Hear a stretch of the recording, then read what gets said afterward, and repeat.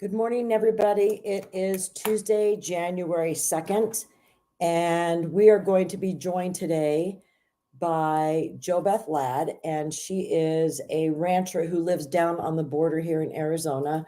Her and her husband, John Ladd, own a over 16,000 acre beef cattle ranch down on the southern border.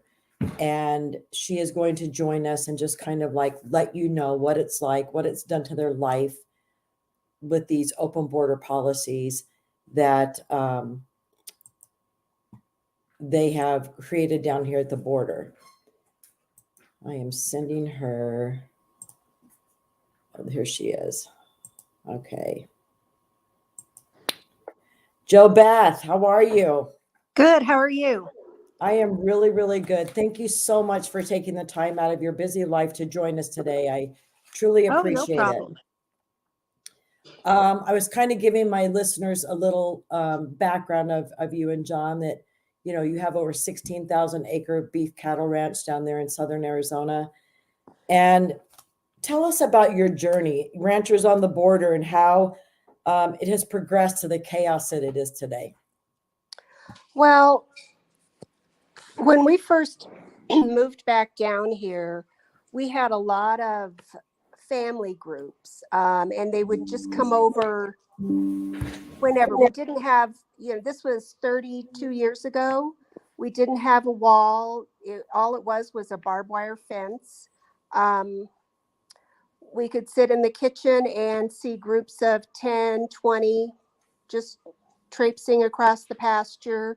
They would come to the house and ask for work or water. We'd give them water and sometimes food. And then it progressed to, they would have cell phones, and we have a dirt road that goes a mile from the highway to our house.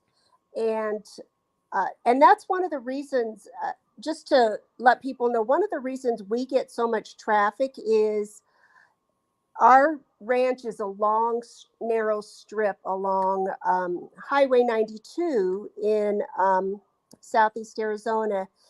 And it's only, depending on where you cross, 2 to 3 miles to get from the border to the highway so they can get picked up and get a ride. So that's one reason they cross along here, is because it's, quick and an easy, fairly easy walk. Right. But it progressed to where we would get load cars that would come down, and they'd come down the road a little bit and pick people up. I'd be walking up the road for exercise, and all of a sudden I'd see a car turn in, and here would be these, 5 or 6 people pop up out of the grass and run to the car and get in. So we finally put a gate up, so they couldn't just drive down, and that did help some. But they've cut fences. John can't have a breeding program anymore because he can't separate, cows and bulls and such. It's just one open area. He's constantly fixing fences. They used to but break water lines. They still do that sometimes. He even put like faucets on the water tank so they could get a drink, but they just, they break it off. Just very destructive and invasive. And we'd get calls from Border Patrol at 1, 2, 3 in the morning. And it got to where, instead of being alarmed when the phone rang in the middle of the night, like, most people, you think, oh my gosh, there's been an accident. You got to where it was just, oh, it's the Border Patrol. Wow. Which is sad. Yeah. So anyway, that progressed, and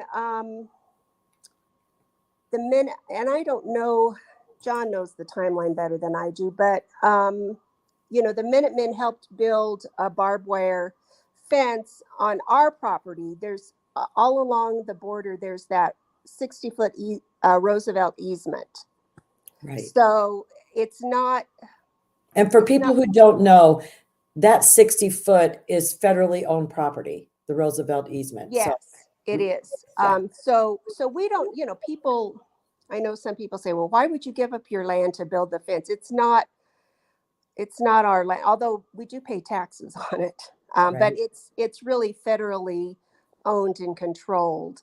Um, but way back when the Minutemen came and built a 5-strand barbed wire fence, and that was also to help with cattle going into Mexico.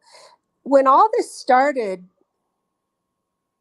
John's main concern was our cattle getting into Mexico and Mexican cattle coming into the US because they don't have the same vaccinations and disease protection that we do here in the US. And if one of our cows was to wander over and pick up a disease and come back, it could Wow. devastate you. Yes. So anyway, it progressed, and we've had a couple different types of fences. There were or walls, if you want to call them. There was that old Vietnamese landing mat. It used to be landing mat in Vietnam, I guess, like a corrugated metal. Yes. And now we have the Ballard style fence all along our border. Some of it is 18 feet tall, and some of it is what John refers to as the Trump, fence that's the 30-foot tall.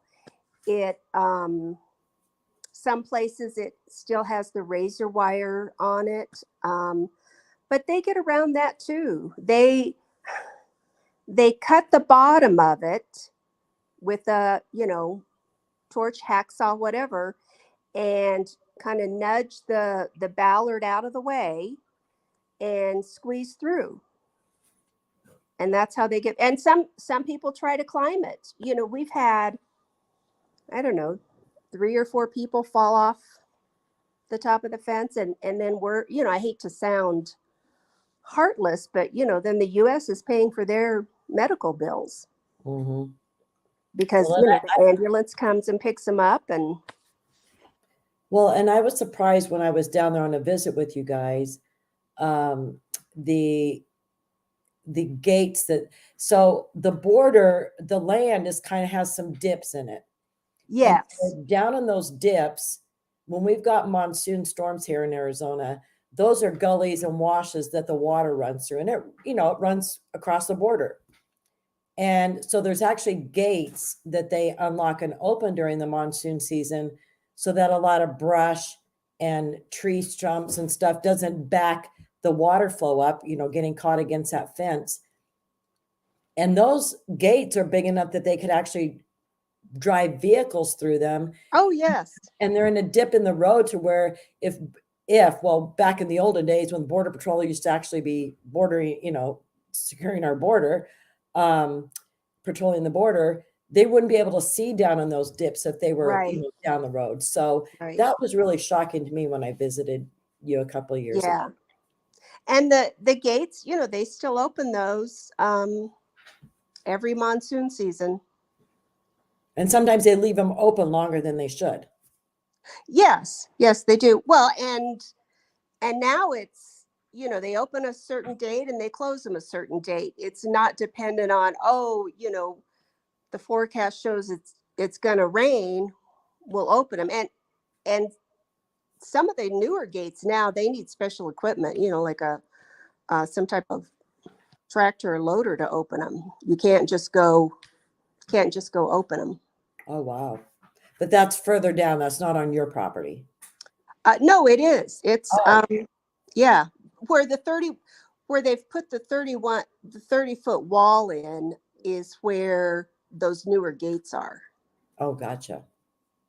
So I didn't realize that. Well, that was an upgrade. yeah, and they're skinnier, so you can't drive a full-size truck through them, but you could walk through them very easily. Of The course. cows can come through them. Yes. Right. And, so, you've got a great sheriff there in Cochise County. You've got Sheriff Mark Daniels, And he basically had Cochise County under control because a lot of what was happening down in your area near Bisbee was drug trafficking. And Yes. he was upholding the laws. He had a great county attorney who was working hand in hand with them. They were prosecuting even these young boys, as young as 15 and 16 for being drug traffickers and mules. And they would actually spend time in jail. And so the cartel was kind of avoiding that area. But now that the cartel has redirected their efforts to human smuggling, do you feel more or less threatened under this administration with their open border policies, JoBeth? Well, we don't feel any safer or less safe. I will I will say this, we don't live in fear, and I know that's often when John or both of us have done interviews with different news outlets, it's like that's one thing they want us to say. They want us to, oh yes, we fear for our lives every day. We carry guns with us. We don't we don't do that. The safety that I do fear for is all the U.S. citizens. The U.S. as a country, I feel fear for their safety because these people are not coming through for a better, not all of them are coming through for a better life. You have no idea who these people are. Right.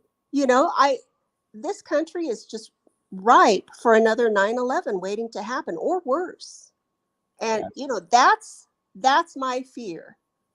These people are processed quickly, and who knows if they're giving you their right name. They're coming from over 100 different countries. Right. Well, A and lot of them are military age men. yeah, and they're processed quickly, but they're not vetted. And so you've Exactly. got all of these unknown people. Like you said, they don't give a right name. They're not on some worldwide, criminal or identity type of a program that our law enforcement agents can look at. We just have to take their word for it. Right. And, a criminal is never going to tell the truth, or Right. somebody with ill intent is never going to say, well, this is why I'm coming here, to kill as many Americans as I can. I mean, they're not going to say those things. Right. So,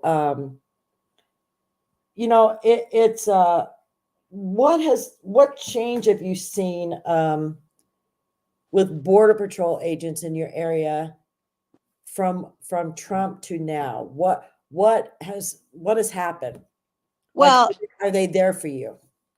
most of them have been pulled off to do processing. We still thankfully, we still have some horse patrol that patrol our ranch, our area. But otherwise, they've all been pulled to do processing. The pack of the NACO, the Brian Terry station, he has left some of the horse patrol here, but they've told John that they're supposed to be pulled off. There was a press release or an article about this several weeks ago that they were, it's when they closed Lukeville, the port of Lukeville.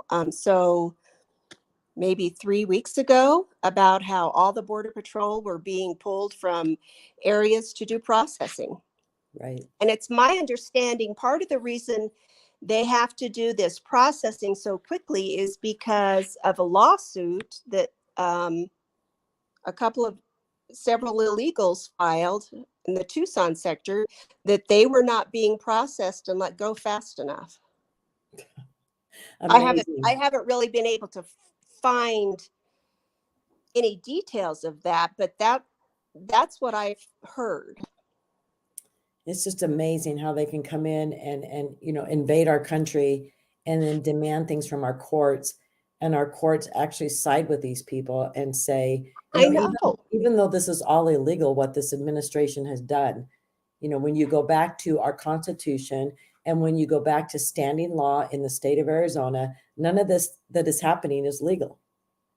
Yeah. And, the SB 1070 that Russell Pierce had put through, and, so many people say, oh, the Supreme Court wiped that thing out. No, it took two key portions of it, but the remainder and the guts of that SB 1070 remain.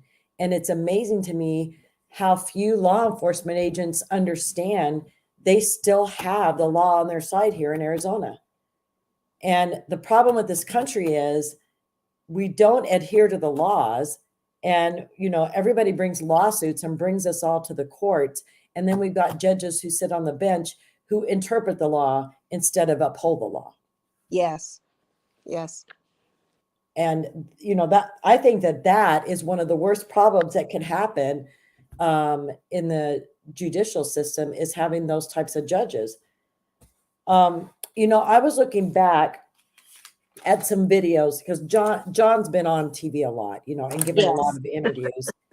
And I met you guys for the first time at Feet to the Fire many years ago. A big radio row type of a event there in DC, where people who were affected by illegal immigration would go and do all these radio interviews. And I met them. I had heard about them, and I was so excited to meet them. And I finally got to meet them there. But John's a great guy. And I love you so much, JoBeth. You're just such a down to earth, you just tell it like it is. And that's what I love about people like you. But in October of 22, John said, we don't have enough manpower to mitigate the crisis. We're having about 100 a day come across our property, 34% apprehension rate. And at that point in time, in October of 22, he said that you had found 16 dead bodies on your property. Yes. Throughout the years. And then you go to March of 23. Now, mind you, the Ladds are fourth generation ranchers. So this is something that's been in their family for many, many years. And it was John's great grandmother or grandmother who homesteaded. Great grandmother. Great grandmother. Okay. His mother's, it's on his mother's side, his mother's mother. Okay. Perfect. And but in March of 23, this interview, I hadn't seen it, and I was watching it last night, and it almost made me cry when John said, we own this on paper, but the cartel control it, and they let us stay here. That made me almost cry to think that that's how you feel. You feel as ranchers on the border in Arizona. Yeah. And he was talking about, well, they also had part of one of the sheriff's deals from Cochise County, one of the deputies talk and say that it's 10 to 15 every hour over the border in that area. So, and it's aged 15 to 30-year-old men, and 75 to 80% of them are the 15 to 30-year-old men. Right. And yeah, these are ones that don't want to be caught. right. They're dressed in the full camo. They're not the asylum seekers that come and turn themselves in. Right. Ill intent. Yes. Yes. Yeah. So John also said that you can never leave the homestead unoccupied. The cartel watch everything that's going on. That's scary, but I have felt that. We were down at the border. Steve Ronnebeck and I went down with a group of people in western Arizona, and it was out in the middle of nowhere. We were just doing a video to show the barbed wire fencing, the Normandy fencing. Uh-huh. We could see flashes of light off in the distance, and we knew that we were being watched by the cartel. And it's a creepy feeling. Yes. Yes. To know that your every movement is being watched. But in all honesty, come on, if we're honest about it all, they really have control of Arizona, probably 60 miles in, right? Oh, possibly further than that. Right. Yeah. But and then John went on to say in this March of 23 interview living in a stand your ground state doesn't hold any weight anymore.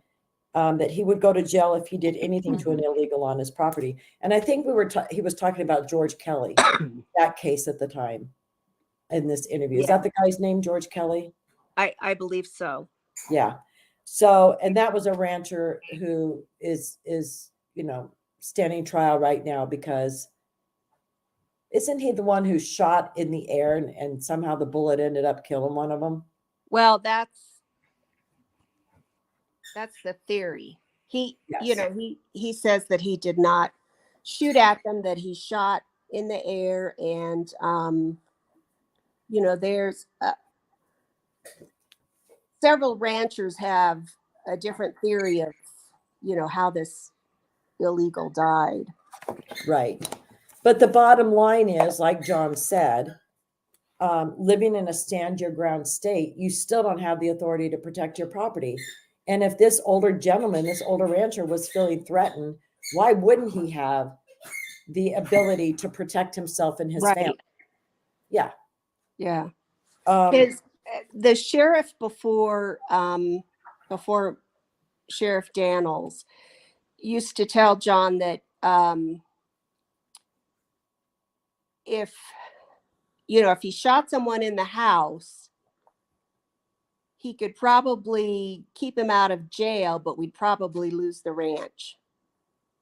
That's how. And if he shot him outside the house, it'd be real iffy. things would be over for you. Yeah. It just doesn't make any sense. Yeah, that's sad. And we've never had anybody that we felt was dangerous come to the house. Thank God. Yes. And now they really avoid the house. We don't see them around the house very much at all. And I honestly believe sometimes when we do see one around the house, when the horse patrol will call and say, they have somebody they're tracking, north, south, east of our house, whatever, but near our house, I honestly think that's probably a decoy for a bigger group crossing somewhere else. You're right. Yeah. You're probably right. Well, and John even said in this interview that illegals go and make themselves comfortable in an old saddle barn. Now that was in March of 23. Are they still doing that? Not recently, no. Okay. Not that we know of anyway. And his feeling at that point, so this is, almost a year ago, he was saying that ranchers are abandoned by the federal government on the border. Oh, absolutely. Talk to Jim Chilton. The area he lives in is probably even, a lot more dangerous than where we live, partly because he's a lot more remote than we are. Now, where is he in relation to you? East, west? He's near Nogales. Okay, so he's west of you. Yes. Okay. So then I went on to watch that was in March. He did he was on a panel in Sierra Vista in August of 23. And the border conditions are deliberate and getting worse under Biden. There's 15 per hour through the ranch. And he honestly feels that this administration is changing the demographics of America, and Border Patrol is doing paperwork, not patrolling the border. So all of the things that have been talked about in conservative mainstream media are all of the things that John confirmed in August of 23 of what's really happening down at the border. Yes. Look at any of the news outlets that actually go to the border and report. They all, a lot of the people in Naco now that they're sending to Naco are from Lukeville, that they don't have the manpower to process them. So they bus them here so they can be processed here. Most of them are from Africa. Africa. Scary. How do they get to Mexico from Africa so they can cross? And why are they being allowed into Mexico? Do they have, passports, visas? How does that work? if I went to Mexico, if I flew on a plane to Mexico, I'd need a passport. Right. Right. So how does that work? Unless you were searching for the cartel to help Yes. wage your way through the country, because the cartel, runs the country anyway. Yes. But that is the scary thing about Arizona, because, and Ben Berkwin, he's down at the border and he's been down to Yes. Lukeville many times. And the people are, they freely tell them where they're from and where they're going. And Senegal. I mean, Yes. and so many men from China recently too. Yes. And even from Syria, and then down by Aravaca. He just did a big thing the last couple of days. And of course, those bleeding heart liberals there who help them out every chance they get. There's a huge camp set up. And Ben was talking to a huge group of men from Egypt. Yeah. I think I saw that piece. Yeah. And it's like, what does this administration, I mean, there's a part of me that thinks, why hasn't Congress, why can't we just declare that this administration is treasonous? They're not upholding their oath. Mayorkas, Biden, Harris, all of them. But there's so much complicit behavior from so many people and these NGOs that are profiting big time Yes. by all of this. It all go, you peel away all the layers of the onion, JoBeth, and it always goes back to greed and money, doesn't it? It does. And that's a good point about the NGOs and the money. That's a point John made at that hearing in Sierra Vista in August. Someone asked, one of the congressmen asked something about, who do you think is profiting on this? And he didn't ask it of John, but John later said, he goes, I want to answer that question. He says, the NGOs are the ones profiting off of this. Yep.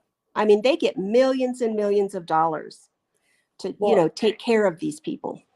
Right. And when we were over in Texas with We Build the Wall, and we were going to the airport in El Paso, and we would see all of these illegals in the TSA line with their packets. And there was always this one particular Catholic nun with them who spoke English, but they would go up to the TSA. They would have open, the screw cap bottles of sodas, drinking them in line and being able to go through TSA with them. Their backpacks didn't get put through the x-ray machines. They didn't have to walk through the x-ray machines. And we're all standing there with our mouths open watching this happen. Well, I started doing a lot of research about the Catholic Charities, and they would get a set amount per illegal that they process through their facility.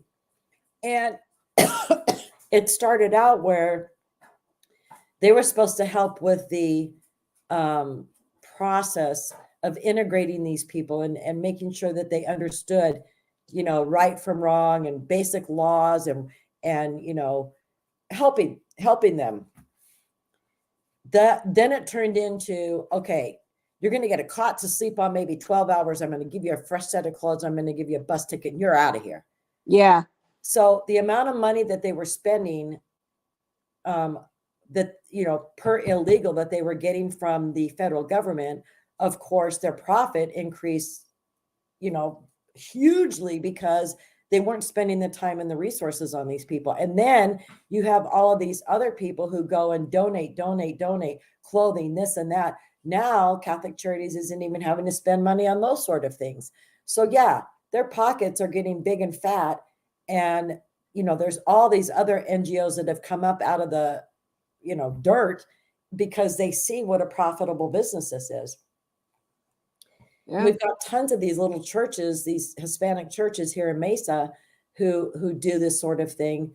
And it's scary because, I went in and confronted the mayor, and this was many years ago, about why are you allowing this and what are you doing? Is Mesa becoming a sanctuary city? Because we had a police chief, Batista, who had come from Tucson, and I knew he was of the sanctuary mindset.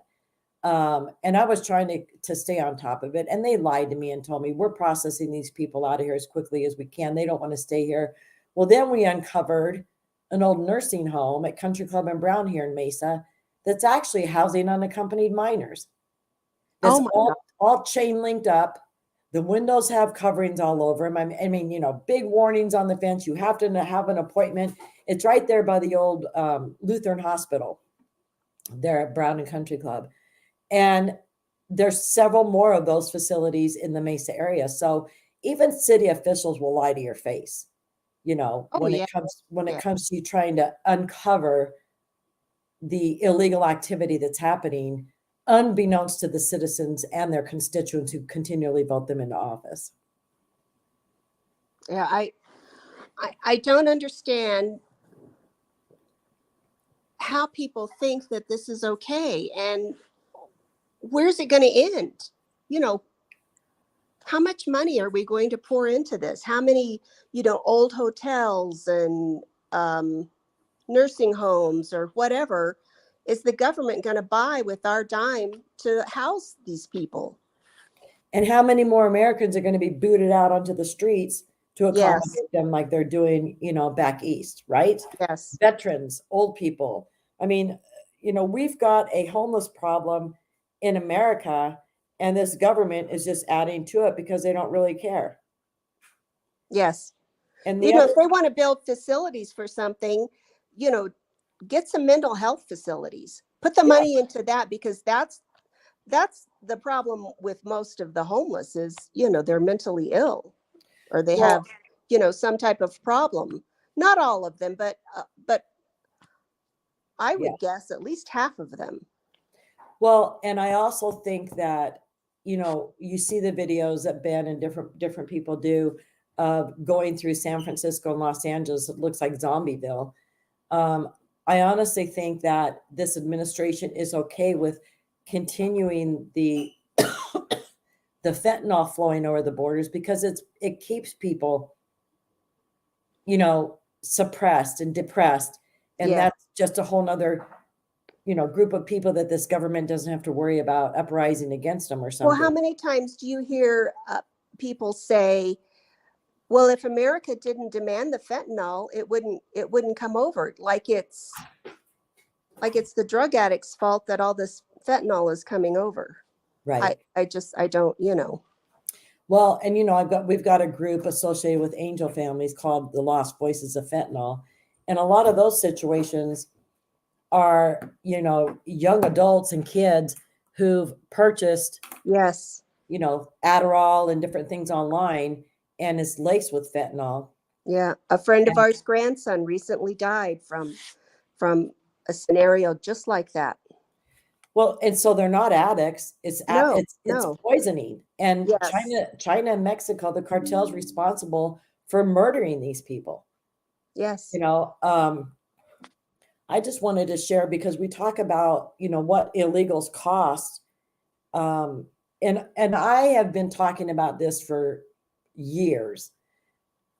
Since my son was killed in 2014, the education that I've gotten has been astronomical. I mean, I just can't even believe the amount of corruptness and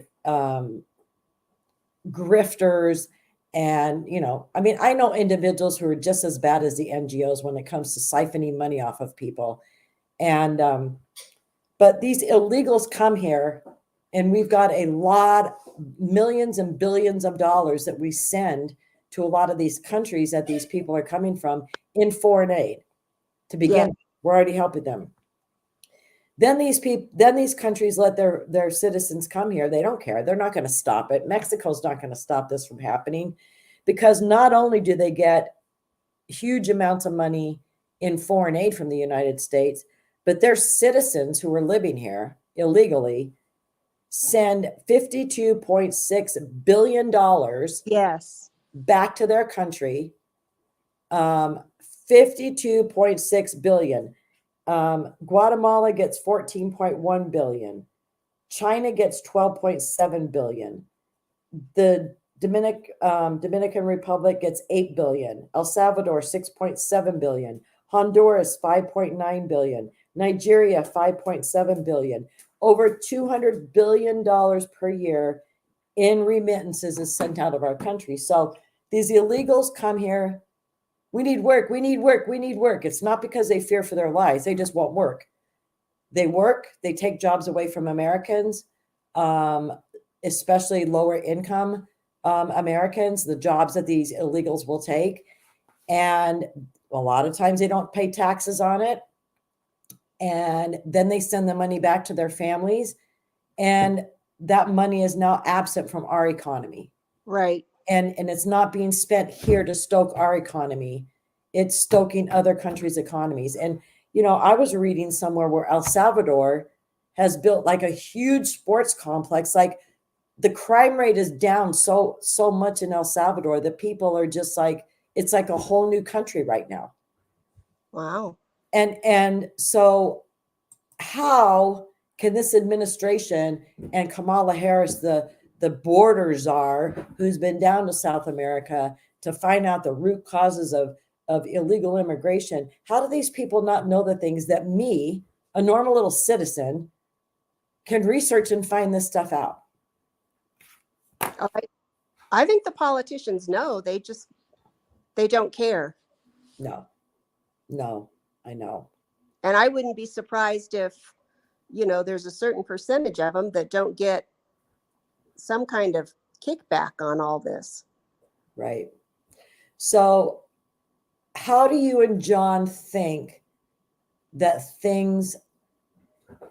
how do you think things need to change? What do you think needs to happen?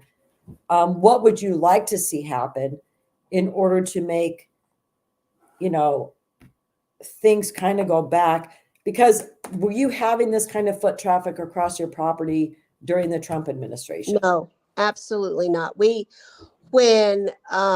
Even when Trump got elected, before he got in office, traffic slowed way down. It was the rhetoric that he was, you know, putting out, and, you know, the "you're not welcome," etc. When Biden got elected, you know, the same thing happened. Even before he was put into office, and with, you know, a couple click of the pens undid all those policies that Trump had, we saw an uptick in traffic. Yes. You know, and what I would like to see happen is for those policies to be reinstated. You know, the Remain in Mexico, and especially, and, you know, the ones that it just, the things that made sense. yes, that, you know, I can't believe his, you know, first day. Well, I can believe because it happened. His first day in office, Biden signed how many executive orders specifically to undo what Trump did, just because he doesn't like him. Right. You know, it didn't matter what was good for the country. It was, you know, I'm going to undo what he did. So that's what I would like to see happen. Do I think that will happen? No, I don't.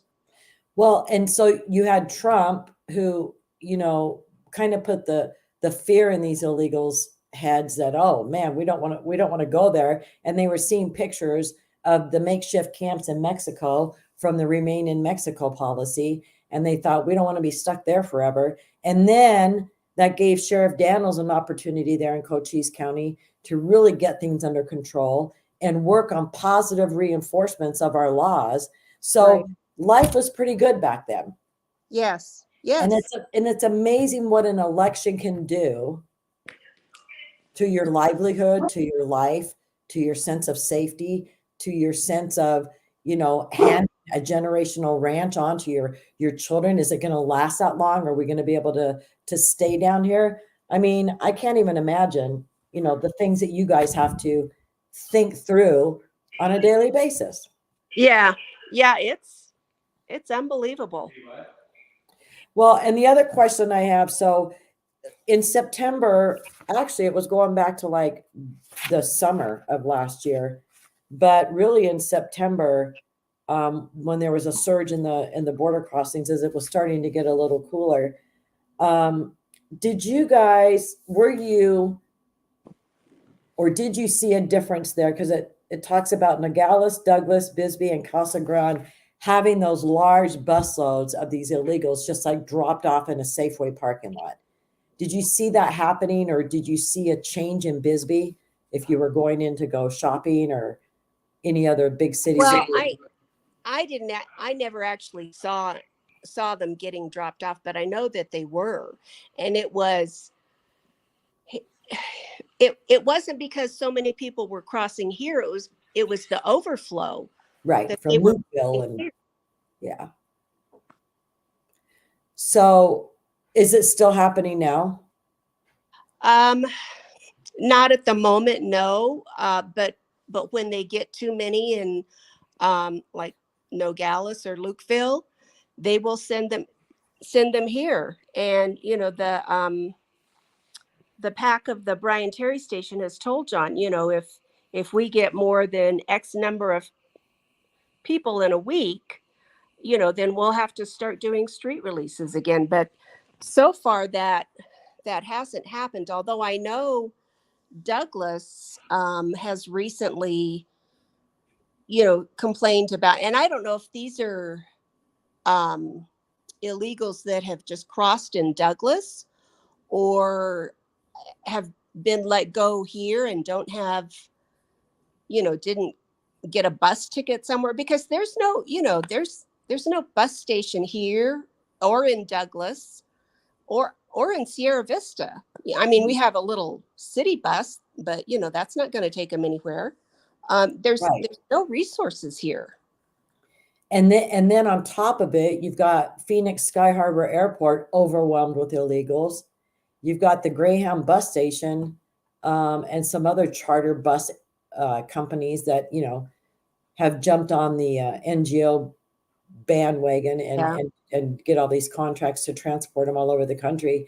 But it just makes you understand the magnitude of this issue and how many people are coming when they're camping out in the desert, especially at the Tona Odom reservation and Arivaca down in that area. I mean, it looks like a minefield because they've cut down every living thing to burn it to try and stay warm there, because sometimes they're stuck there 3 and 4 days with no food Yeah. and no water before Border Patrol shows up to take them to be processed. But um, you've got all these areas where they're camping out, they're crossing over, they're being processed. We're overloaded at this processing center. We're sending them up to Sky Harbor to be flown out of here. We're putting them on buses. How many more? And then they're forced to street release them. We're going to bus you, 120 miles up the road and drop you off in a Safeway parking lot. Good luck. I Yeah. mean, Yeah.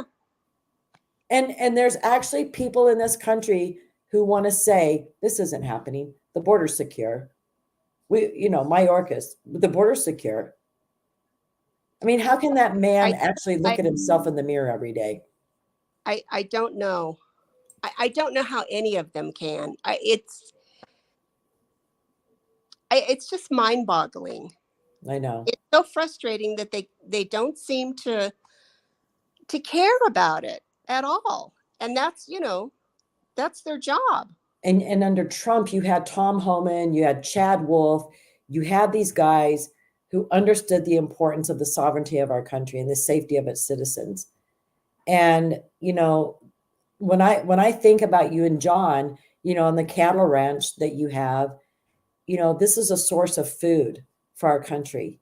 And of course, they're trying to get rid of all that too. Yeah. But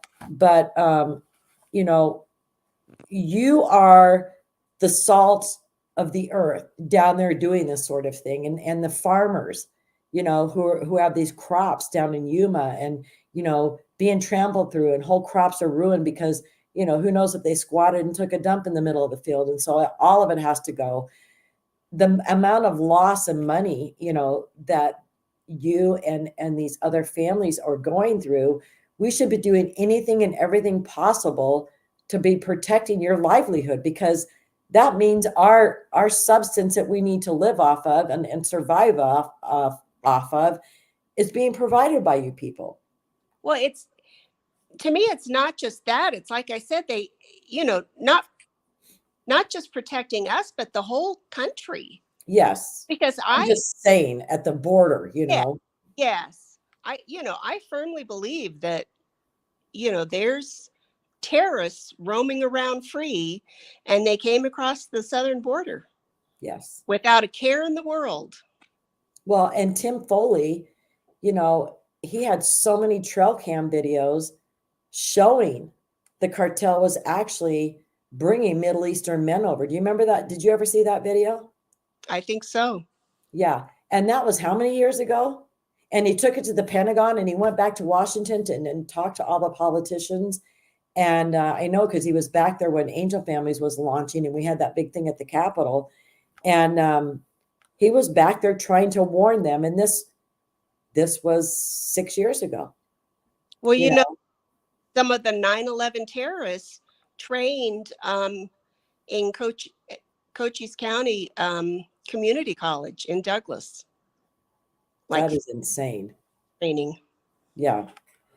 Well, yeah, easy access. Just walk across the border and blend into the community. And they look, they can blend in with the Mexicans very easily. Of course. Yeah.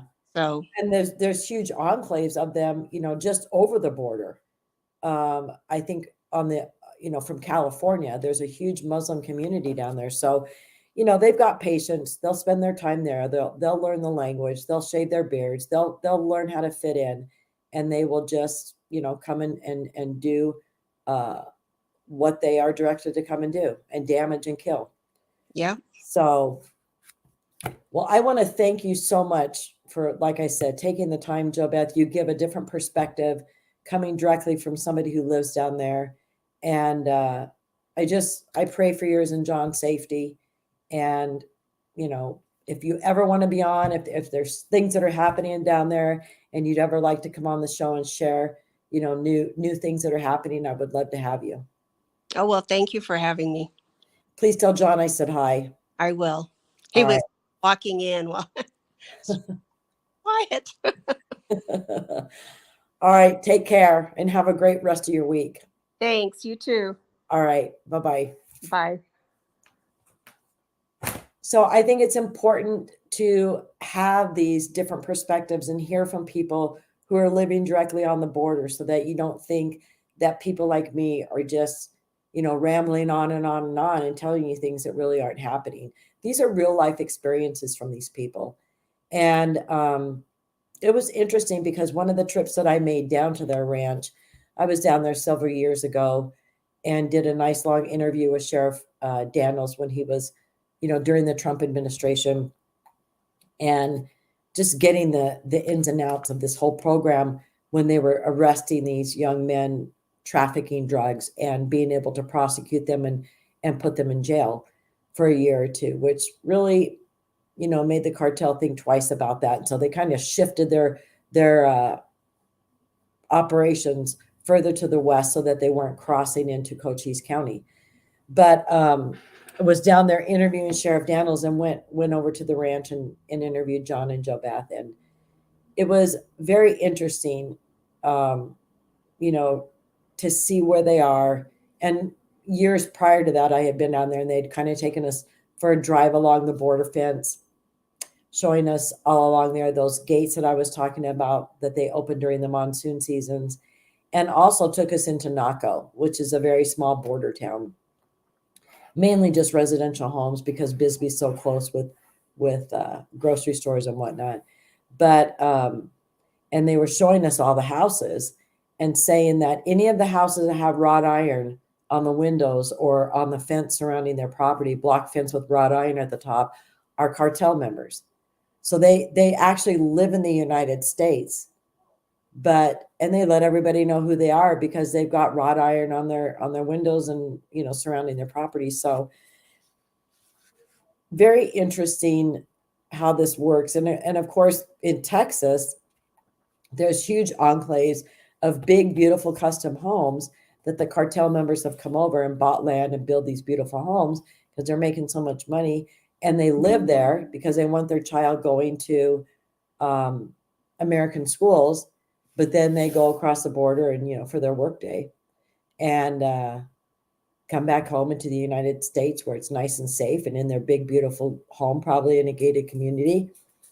And a lot of them do that here too. And, when I was talking to JoBeth and talking about the cartel probably, operate and run 60 miles into Arizona, it is probably more than that because I know it's about 60 miles south of Phoenix, which Phoenix is about in the middle of the state.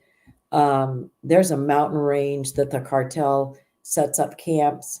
They've got binoculars, they've got cell phones, and the Pinal County Sheriff Lamb, and before that, Sheriff Babu, they would fly helicopters and go around these mountain ranges and zoom in on these cartel members camping out because they would watch the Border Patrol down in the valleys and radio to their drug mules. Okay, Lila, lay low, Border Patrol's coming by, blend in because they all have camo on. And, or, go to the west, go to the east. There's a Border Patrol presence over here. We need you to, so they would direct them as they were up in the mountains watching them. So this is a huge problem for the state of Arizona. And the amount of people that are coming across our borders right now is scary for this country. And we really need to pay attention and be aware and vote accordingly this year when the elections come up. Vote accordingly, folks, and do some research. It takes a lot of my time to research and find all of these articles and do all this research. But if you really want to know, you'll take the time to research. And with that, I'm done with my show today. Thank you so much for joining me and hearing JoBeth Ladd. And we will be having another guest this week, just confirming before I'll let everybody know. But I will see you tomorrow at 11 o'clock. Cactus Conservative. Thank you.